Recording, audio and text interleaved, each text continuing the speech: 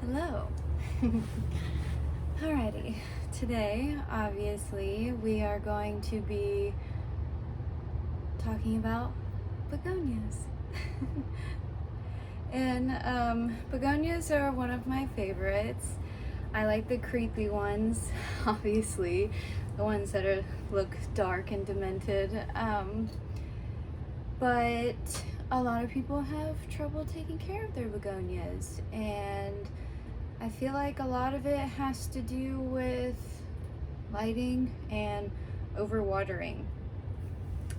But first I will talk about what these are. So there's so many different hybrids of begonias that it's hard to like nail down what one truly and actually is.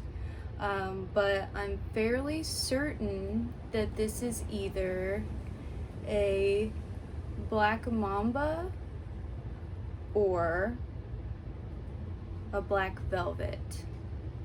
Yeah. And I know for certain that this one, he's so cool, is a breakdance begonia. Oh, actually, this one, maybe one of y'all can tell me what it truly is. I know that the, wait, no. Black mamba or a black fang. Yeah. The black velvet comes out like, and it has like a button. Like whenever it comes out, it doesn't twirl. It just sort of comes out like these, and it just has like the button, and then it grows out. That's what I call it anyway, a button. But yeah, these ones, they're just the black fang and the black mamba are very similar. They both have the blood red underbelly. They're both like green, almost pure black, and they have the lime green veins. They have the soft bristly edges right there, and yeah, they're super soft in the sunlight. They look like shiny, like they have like this glistening sheen to them. And the this is a begonia iron cross. It's the iron cross because of its markings up top. And this is my only one. This is my last one. I've sold all the rest of mine or given them away to friends. But also in this video, I'm going to be going over how to propagate your begonias. If you want to, if you're ever interested, if you love a begonia so much and if you want to propagate it, or you want to propagate it to give it to friends or sell them, what have you, we can go over that today. I will be using the iron cross to propagate, to use it as an example, because she has some that are hanging, and I'm going to pluck one to show you how you can put it in water and propagate it, and then the other one I'm going to cut. I'm going to cut, put it in soil so that you know what it looks like both ways. Okay. The iron cross, it's gotten pretty beefy. I've had it for just as long as I've had these two up front, and it grows tall. Obviously, it doesn't necessarily grow out. It grows tall. It expands. Its root base expands, but it doesn't spread out like a breakdance. I'm sure if I put this breakdance in a bigger pot, it would turn out to look like this monster that I have here. She's been a little distressed, but she gets fairly large. She doesn't like the cold, though, I can tell you that much. She does not like the cold. But she's beautiful. She's pretty. Look at that. But she is a beast. She is beastie. I have a hard time finding a place for her because she's so delicate, but also so very large. And witnessing what I have about her being sensitive to the cold, I don't necessarily want to put her outside, like playing her in the ground. I don't want her to die. I don't want her to just die back over. Like it'll be one nice summer that I have her outside and then she completely dies during the winter. That's no fun. But I know that the Breakdance will turn out like her in size if I were to put this in a bigger pot, because already, look at that beast. And this isn't a 4-inch pot. Look at that.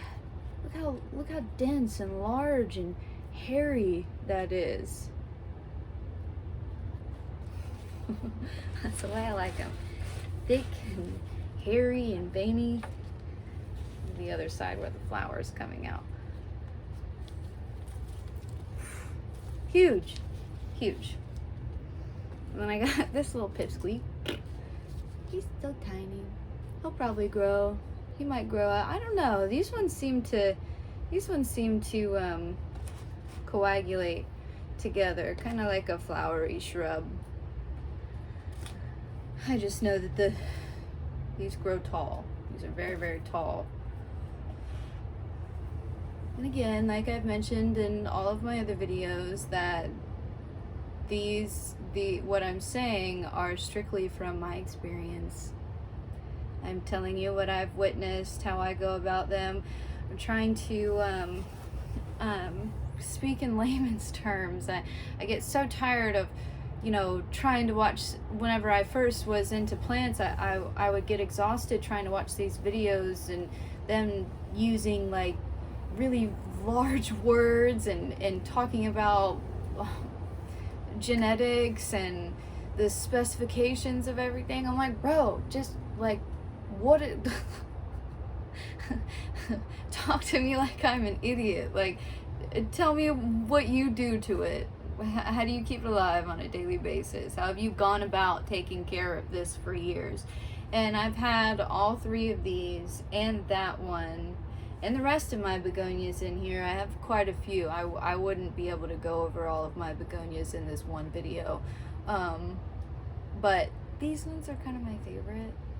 And these ones I stumbled upon in a flower shop, oddly, and I got them for like $6. Ooh, lucky me. And the rest of them I've gotten at Lowe's, the silver dollars and the firewoman and the Red Bulls, and your typical begonias that I have like lined up all along my greenhouse. But anyway, alrighty, so we can get started. I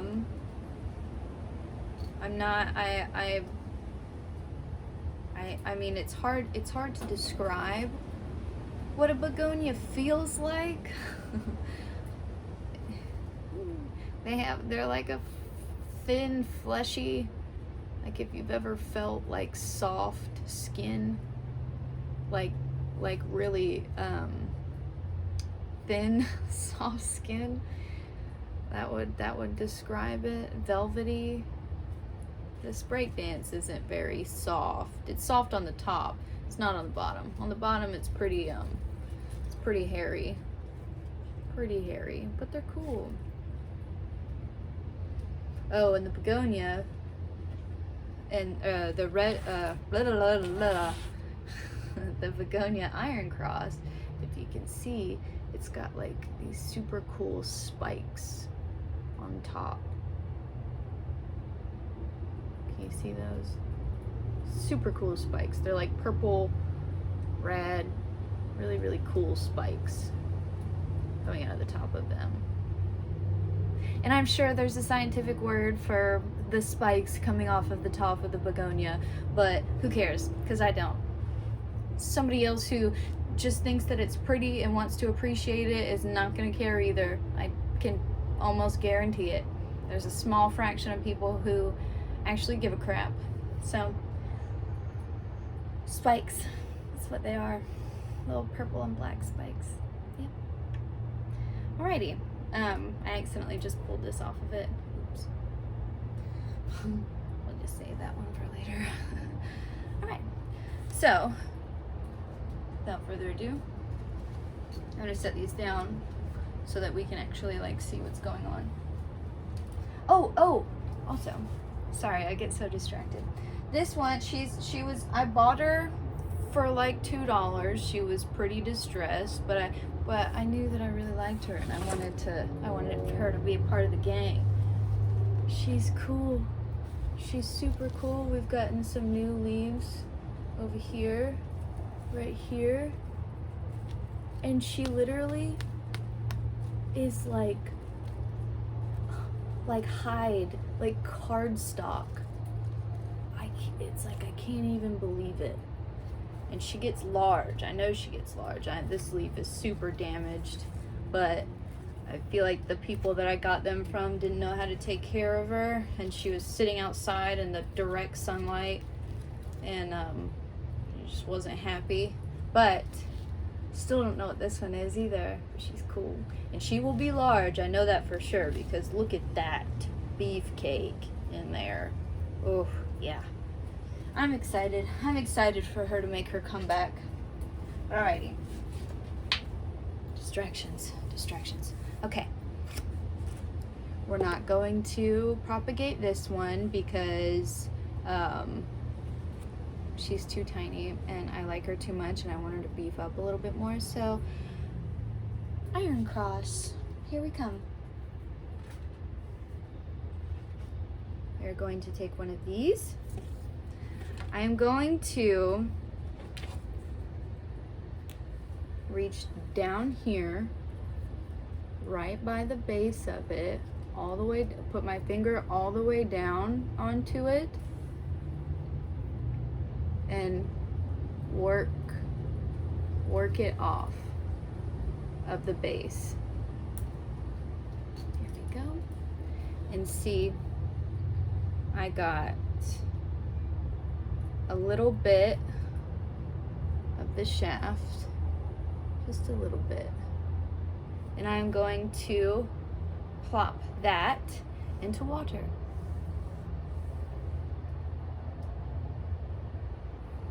Now, the second part, propagating the leaves into soil. I'll take my handy dandy scissors.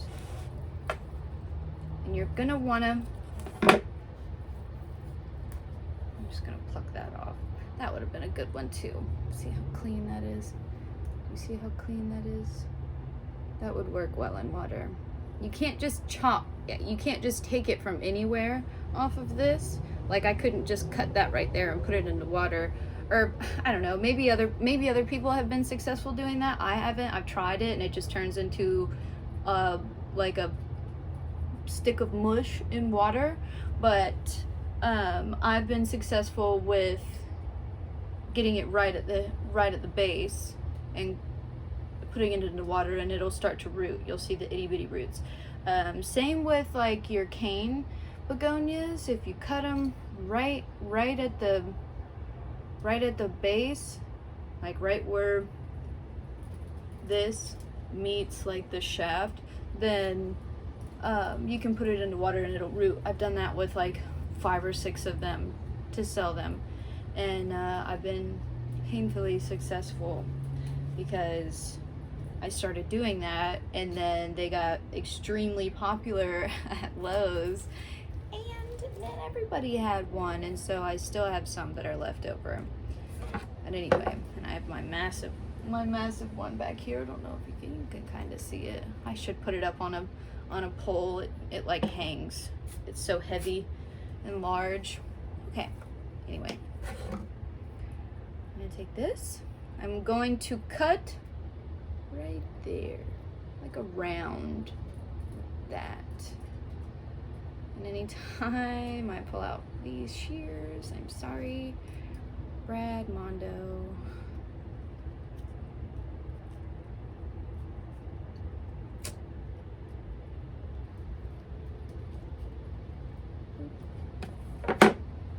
Alrighty. Oh no. Oh, okay. Then I'm going to take itty shovel. And just work a little half moon into my soil.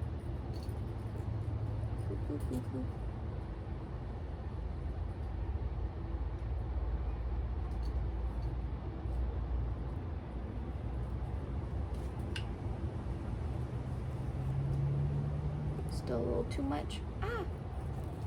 Sorry, taking forever.